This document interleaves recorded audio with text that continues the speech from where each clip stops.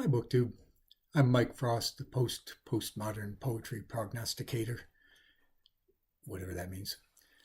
And today I'd like to talk to you a little bit about my experience reading Terrance Hayes' American Sonnets for my past and future assassins.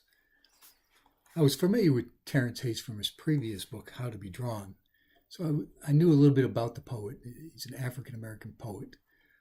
But I went from liking that book and liking him to admiring him through this book. So I'd like to start with the idea of this American sonnet. A sonnet, for those that are familiar with the forms, they come in traditional Italian sonnets, Spenser sonnets, Shakespearean sonnets, and there's even an American sonnet developed by James Percival sometime in like the beginning part of 1800. All of them have rhyme schemes, but and commonalities and differences. But these sonnets, the American sonnets that Terrance Hayes is referring to, is a reflection of the sonnets that started, the American sonnets by Wanda Coleman, an influential poet out of Los Angeles, also an African-American poet, who wrote not in rhyme schemes or in meter, but in free verse, still 14 lines, but free verse and in a colloquial style. So that's the American sonnet that Terrance is used and is familiar with and is using as his influence. It's from Wanda Coleman out of L.A. So that sort of sonnet, I'll give you an example of it. I'll just read the first sonnet in the series, so you can get an idea of what I mean by the American sonnet that he's referring to. So all of the sonnets are called by the same name, American Sonnets for My Past and Future Assassins. The only way to differentiate them is through the first lines. But the first poem in the series, it starts the series off. The black poet would love to say his century began with Hughes or, God forbid, Wheatley. But actually, it began with all the poetry weirdos and worriers, warriors, poetry whiners and winos falling from ship bows, sunset bridges, and windows. In a second, I'll tell you how little writing rescues. My hunch is that Sylvia Plath was not especially fun company. A drama queen, thin-skinned and skittery, she thought her poems were ordinary. What do you call a visionary who does not recognize her vision? Orpheus was alone when he invented writing. His manic drawing became a kind of writing when he sent his beloved a sketch of an eye with an X struck through it. He meant, I am blind without you.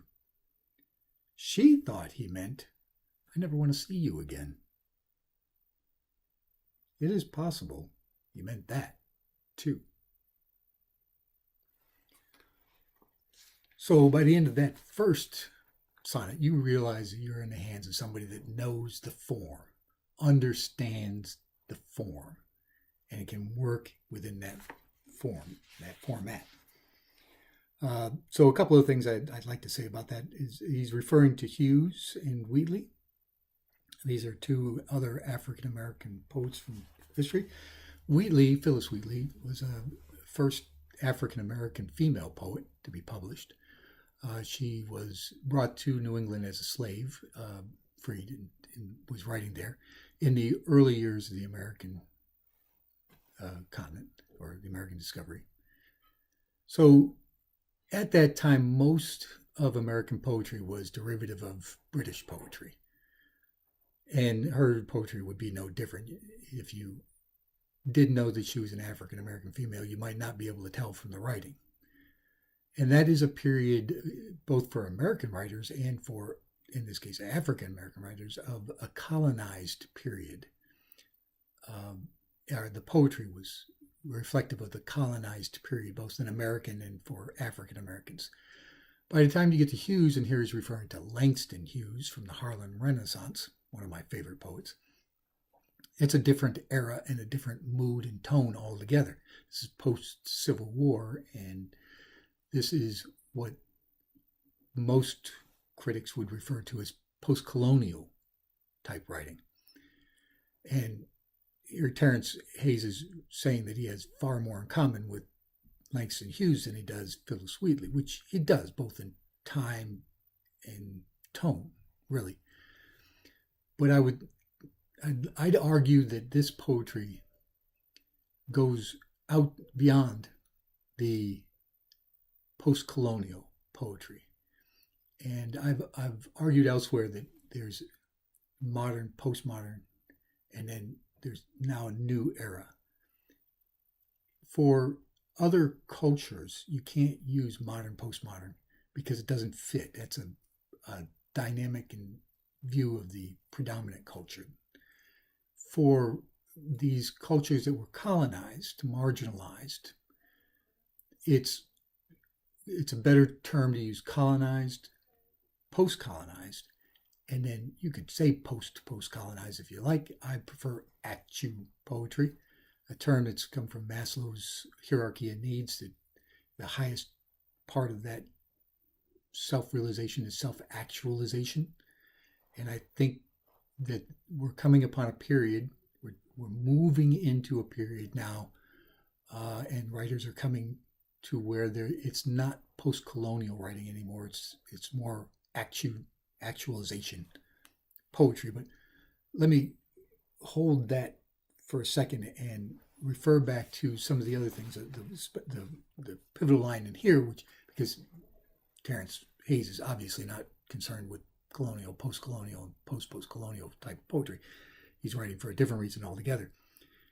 In this poem, the one that starts his series, it's in a second I'll tell you how little writing rescues. And then he gives two examples of that. Sylvia Plath wrote poetry, but very famously ended her own life. Orpheus here, he's saying wrote, but he was alone when he wrote, and he was misunderstood. So Terrance Hayes here is saying that writing itself does not rescue. So if not writing, then what? Why write this then? He's putting these poems out into the world for a reason. And if writing doesn't rescue, then what?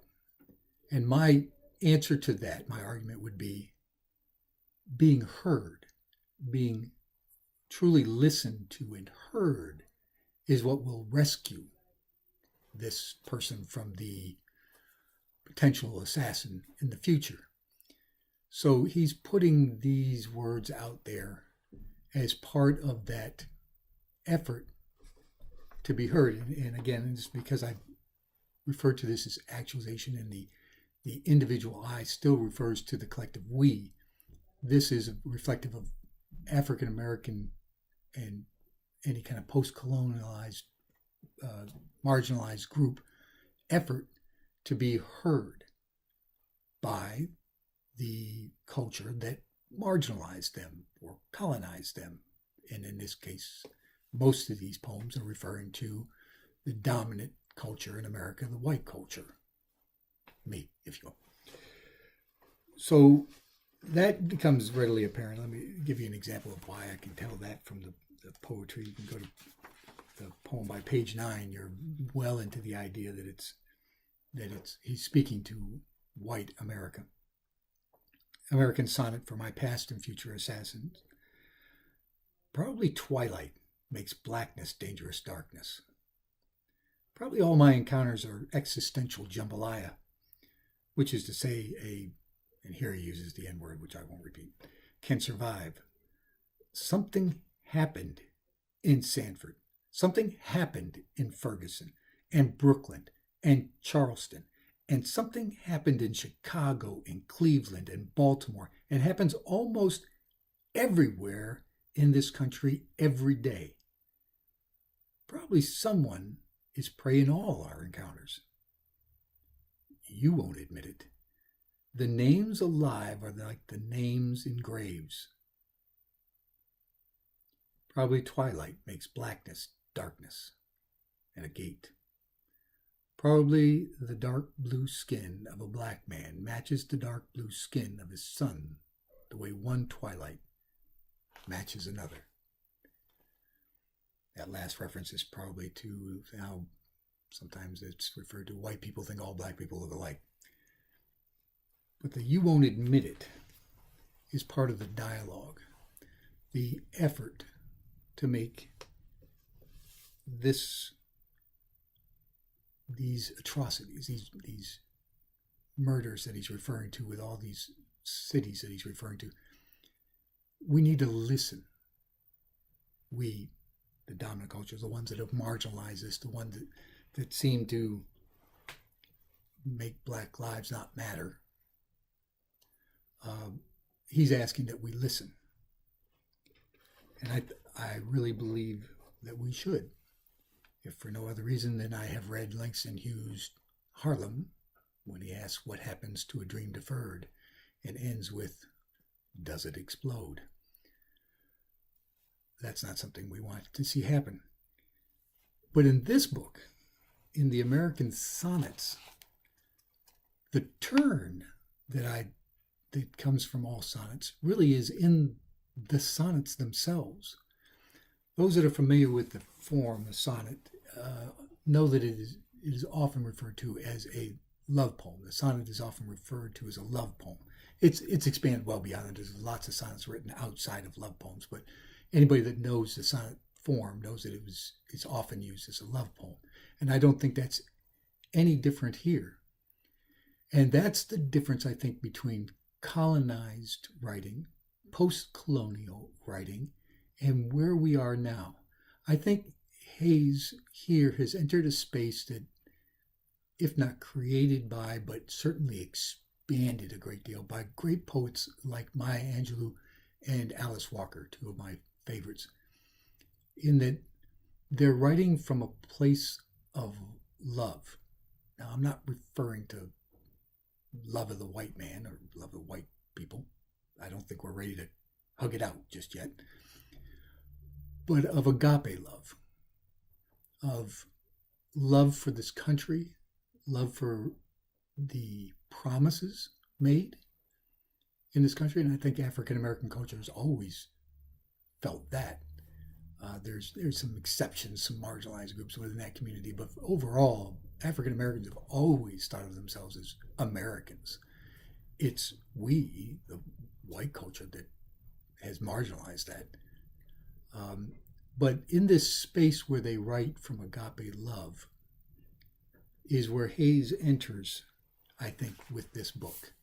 He's chronicling the issues that have been chronicled since Hughes of the injustices, but he's speaking to us from a place of love.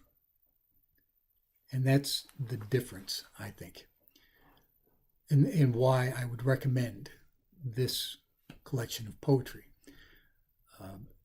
I am not a poetry critic, I'm a poetry lover, so my task, I always feel, is to get the right audience to the right books. And here Hayes, he identifies the audience that he wants right in the title. It's persons like myself, the dominant culture that has marginalized others. And he's speaking to us, but he's speaking to us from a place of agape love, which is one of the reasons why I would recommend it. But I'm a poetry lover. I could not recommend a book of poetry based on a social issue. As much as I might agree with what's being said, it's not why I would recommend this book. I recommend this book because it's very good poetry. This man knows how to use this form to its full effect, and he does so in this book. I eagerly anticipate more along these lines. The social issues are important, and I need to listen, like all those from the dominant culture.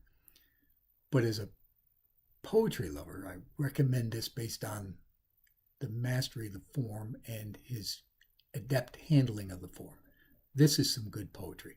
Not all of them are along the veins of what I just wrote. There are several poems outside of that vein, and some of them are my favorite poems in the book. But they're This is good poetry, and I recommend it. I recommend it first and foremost to the audience that Terrance Hayes has selected and has written these things to. I would recommend it to any white person that truly wants to hear what's being said, that wants to listen, not react. We don't need justifications, diversions, deflections, excuses. We just need to listen. And if you're willing to listen, I recommend this book to you. But if you just like poetry and you like the sonnet and you want to see a craftsman use the sonnet, the American sonnet, in a masterful way, pick up American Sonnets for My Past and Future Assassins by Terrance Hayes. It has my recommendation. I'm Mike Frost, the postmodernist poetry prognosticator, and I thank you for spending some time with me today. Bye.